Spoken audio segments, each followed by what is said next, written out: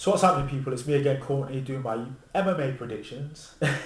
For this time it's for UFC 115, Liddell versus Franklin. This will take place on Saturday the 12th of June 2010 at the GM Place Arena in Vancouver, Canada. The main event of the card is Liddell versus Franklin. I'll just get straight into it. Chuck Liddell, former light heavyweight champ. He's got a 21-7 record. He's 6'2". Good stand up, good wrestling, good takedown defense. As Joe Rogan and Matt Goldberg put it, he uses his wrestling in reverse. He doesn't like to get taken down. Once he does get taken down, he pops straight back up again. But he's not fought in a while, not fought in nearly a year.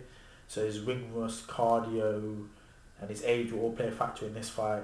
Does he still have it? Don't know. Dana doesn't seem to think so because he didn't want him to fight. His last fight was a loss against Mauricio Shogun via TKO. In his last 5 fights, he's had 1 win and 4 losses. Could this be the end of Chuck Liddell? Possibly. Don't know. His last win, for example, he won in 2007 against Wanderlei Silva. That's his last win. But he's fighting Rich Franklin, who's got a 25-5 record. He's 6'1", former middleweight champ. Rich Franklin, got good stand up. He's a southpaw, so it presents a new problem to Chuck Liddell. A new problem for southpaws before, but who cares? He's got good subs, good submissions, and good sub defense, and he's good at scrambling as well. If you see the Travis Luter fight, Luter couldn't submit him. Franklin scrambled well, defended some of the submissions, actually tried one of his own. In his last fight, was the TKO loss to Vito Belfort. In his last 5 fights, he's had 3 wins and 2 losses. Rich Franklin's had a raw deal, man, with the UFC in this past couple of fights. All this catch weight's rubbish. He's done nothing for him. He fought against Wanderlei Silva. He beat Wanderlei Silva. What did that do for him? Nothing. He fights Vito Belfort. Belfort beats him. Belfort gets a title shot. Does nothing for Franklin. So, I'm glad that he's getting a run in the 205 division finally. He looks much better at that weight than he did at 185. This fight, nothing against Chuck, but I'm going to pick Rich Franklin to win by TKO or submission. Yeah, that's all I'm going to say. But I'm picking Franklin to win. Next fight on the card is Mirko Cro Cop versus Pat Barry. Mirko Cro Cop, former Pride Open Grand Prix open weight champion of Pride. That run was a really good run in that year for him.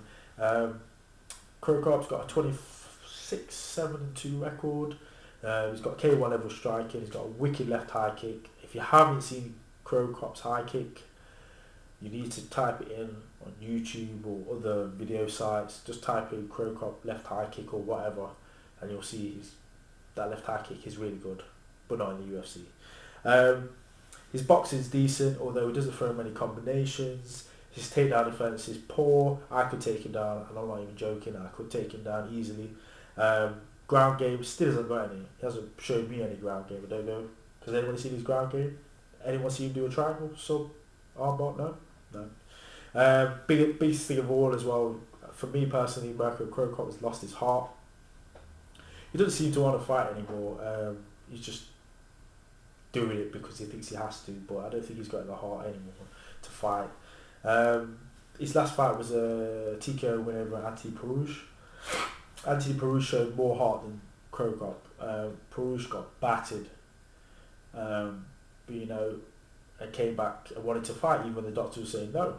So Cro Cop, you need to grow some balls. In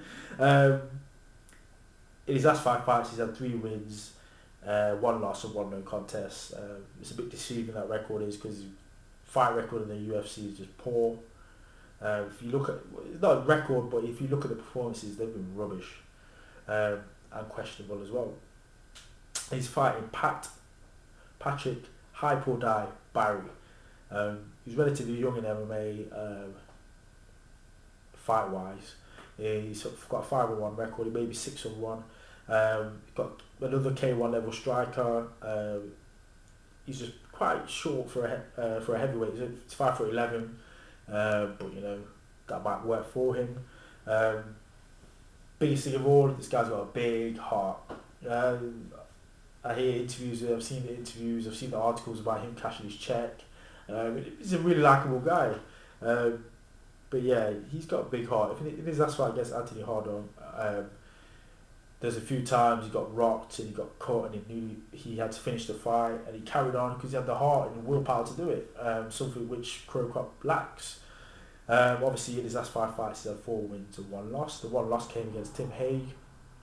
He was battering Tim Hague throughout that fight until he got subbed. But for this fight I'm picking Pat Barry. You've got to pick hype or die. You have to pick him. He's got the heart. If he plays it right, he can knock out Mirko Cro Cop. He can knock him out. We'll put a TKO beating on him anyway. But I'm picking Pat Barry. Next fight on the card is Paulo Thiago versus Martin Kampmann. Paulo Thiago, the Brazilian Super Cop. That's his nickname for me, man. Super Cop. He's got a 13-1 record. He's 5'11". This guy's tough as nails, man. He's really, really hard to finish. He's never been finished in any of his fights. And if you saw the John Fitch fight, John Fitch couldn't finish him. He's got excellent submissions. He's got really, really hard, awkward donkey leg kicks. He kicks like a donkey. Not the kicks look like donkey kicks because they look like they hurt, man. Really hurt. His last fight was a submission win over Mike Swick. He put Swick to. In his last 5 fights, he's had 4 wins and 1 loss. The 1 loss came against John Fitch by decision. He's fighting Martin Kampmann, who's got 13, 16 and 3 record. Very well-rounded fighter, good submissions, good stand-up, but he tends to get clipped a lot. He's one of those fighters that gets hit and then recovers and then wins the fight. He didn't recover against Daly, but yeah, he did it to Drew McFredrey's rocked him, and then he got the arm triangle. You know, he tried to do it against Nate Marquardt as well, but Marquardt finished him. His last fight was a submission win over against Jacob Volkman. I don't even know why that fight was put together. No disrespect to Jacob Volkman, but you know, I think that was Volkman's 2nd fight in the UFC, and they put him against Martin Kampmann. I don't know why they did that. In his last 5 fights, he had 3 wins and 2 losses. This fight, I don't see Kampmann finishing Thiago. I don't see him submitting him. I don't see him knocking him out either. But no, I'm picking Paulo Thiago via decision or via submission. Yeah. Next fight on the card is Ben Rothwell versus Gilbert Yvel. I'm not going to talk too long about this fight. Rothwell, 30-7 record, former IFL champ, 6'5". He's a big guy. Had a rude awakening when he met Cain Velasquez. Velasquez came in like a flipping freight train and just started running around him, running rings, and hitting him, taking him down and wheeling. He just battered him basically. In his last 5 fights, he's had 3 wins and 2 losses. He's fighting Gilbert Yvel, who's 6'2", he's got a 36, 14 and 1 record. Gilbert Yvel's got some sick ass strikes. He's got a decent, he's a K1 level striker as well, I would say. He's got a decent chin, very aggressive. He's another person who got a rude awakening.